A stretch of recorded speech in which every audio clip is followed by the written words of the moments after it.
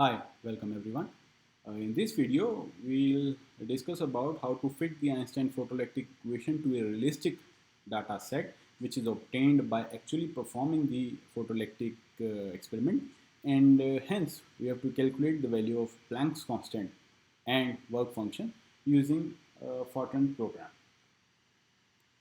So to begin with, we have Einstein photoelectric equation, which is E is equal to h nu minus W0.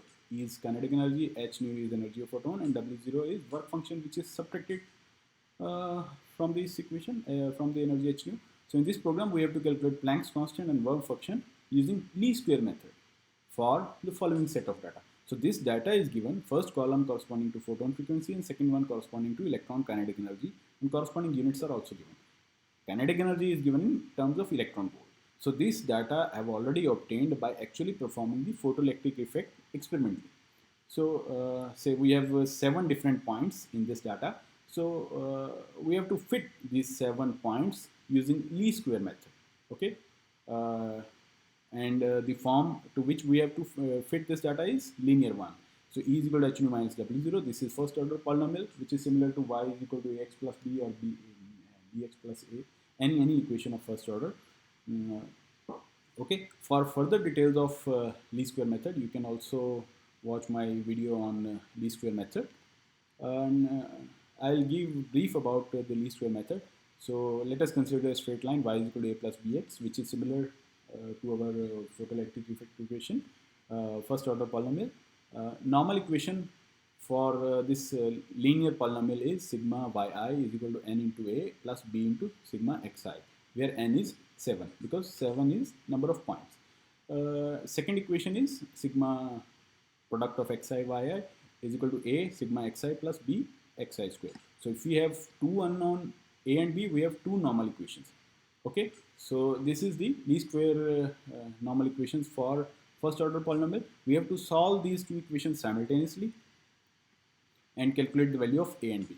So I have already done calculation for a and b, and in equation form I have represented b is equal to this quantity and a is equal to this quantity.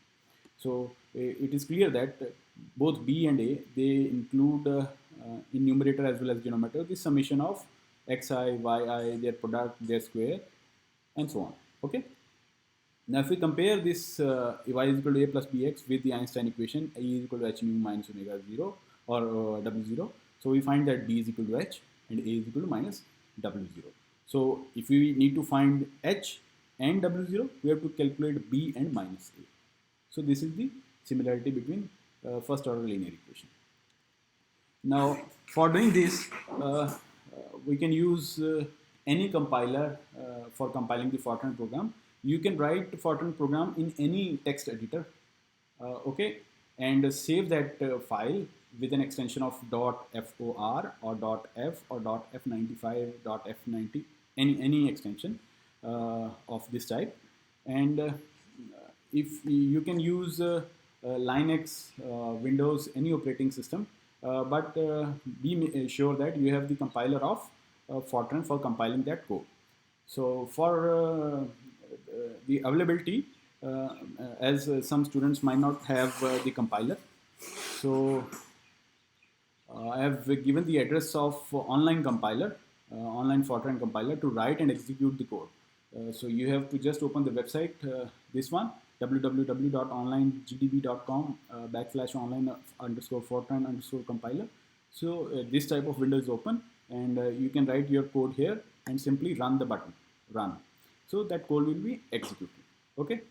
Now, procedure for writing these Fortran code is first feed the values of data from the experiment. So the 7 data points corresponding frequency and energy. We have to store that data points. We have to use that data point in the program, Fortran program. So first we have to read the data point in the program. Then find all the summations, since we need the summation over x, y, corresponding summation over frequency and energy. So we have to find the summation needed in the equations for finding value of h and w0 or a and b, any one notation. Substitute all the summation for finding Planck's constant and work function. So this is the kind of algorithm or steps which are required for making this code. So when I open this online website of compiler, so it looked like this picture. In this, I have already written the code, and when I press the run button, it gives me output in the bottom here. Okay, so let us begin with writing the code. So the name of program is blanks. I have given any random name. So since we have 7 input points instead, and 7 input points of energy and frequency, so instead of using 7 into 2, 14 variables, so we simply use array. And for details of array or importance of array, you can watch the video of arrays available on my channel. Then we have defined the dimension 2 of array. Say we have used x and y. These are two arrays, okay, of dimension 10. So I have given the dimension 10, but we need only 7, okay. But 1 2 dimension more is okay. So then I have to define the data type of these arrays x and y. So it is real, and I have already defined the variables which are used in my program. You can write the program, and you can in the meantime, while progressing in the program, if you encounter a new variable, or if you are putting new variable, you can define its data type later on as well by adding the quantity here. Then I have defined electron volt. Since the energy is kinetic energy is given in terms of electron volt, so we have to use this number as well. So EV is already defined 1.60218 into e raised to a minus 19. Here E means 10 raised to a minus 19. So E minus 19 means 10 raised to minus 19. And sum x, it means this is the variable in which we will store sum of all x. So to begin with, it should be empty. Otherwise, if you will not put sum x is equal to 0, it will take some garbage value from the system. Similarly, for sum of y, sum of xx and sum of xy, you start these variables with 0. Sum of y is to store the summation of y. Sum of x is summation of x square, and sum of xy is summation of x into y, product. So we have to start this variable with 0. Then we have to enter the value of n. That is how many data points you want to enter. So we have already given the 7 points. Okay. So read that number in a variable n. Okay. I have not defined n here in the beginning, because by default, Fortran consider the variable starting with the alphabet I, J, or character I, J, K, L, M, N. They are by default integer. So it is not required to define n as integer. But if you use n as real, then you have to define a real n here. So also then after we have to enter the value of frequency and energy, or x and y, in the array as well. So enter the value of x and y. So read star comma star. I have used employed do loop. So xi comma yi comma I from 1 to n. This is employed do loop. Okay. If you have gone through the basics of Fortran, you better know about this employed do loop. Okay. So next part is summation part. Once the reading part into the array is complete, then you have to do the summation part. So I have started the do loop from I from 1 to n. N is 7 here, and sum x is equal to sum x plus x of I. Sum y is equal to sum of y plus y of y, and sum of double x is equal to sum of double x plus xi into xi, square of array. Sum of x in y is equal to sum of xy plus xi into yi. So you remember here, we have started all these variables with 0. So sum of x is equal to 0 plus some value. So final value becomes, the new value becomes value of 0 plus xi. And second time if you do, sum of x has already some value in this loop, and xi take second value for I is equal to 2. So this process will repeat it, and finally we have summation of x, y, x square and x into y when I runs from 1 to 7. Okay, so then I have closed the loop by using the end do statement. Okay, so now we have the summations. Then I have defined the equation b is equal to, so these are the equation. B is equal to summation xi, summation yi. So sum of x, sum of y minus n into sum of xy minus n into sum of x into y. Okay. in denominator we have summation. So I have kept these terms in bracket. Okay. Otherwise, if you will not keep bracket here, then this expression will not be correct.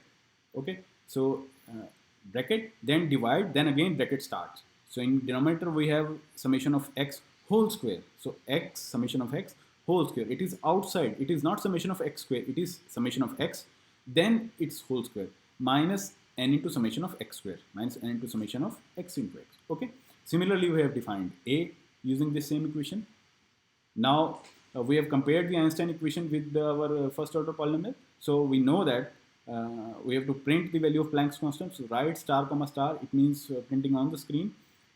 Inside the comma we have h. H is Planck's constant is equal to b. So b was our value of h, but it should be multiplied by electron volt, because while entering the value of y, we have not considered the electron volt in the program while entering. So we have to multiply later on.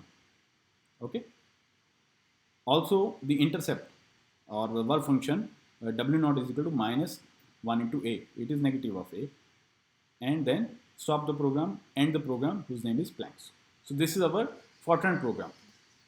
While executing this program, if I press the run button on the top of the website, if I press the run button, it asks enter the value of n. If I enter 7, it will ask enter the value of x and y.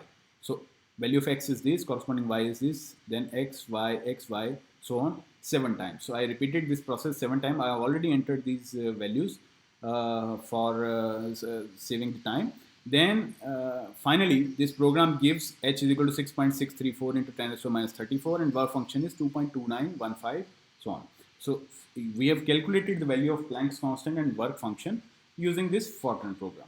Okay, so in this video, we have discussed about how to fit the Einstein equation with the data of photoelectric effect, experimental data, and find the value of Planck's constant and work function. So thank you for watching this video.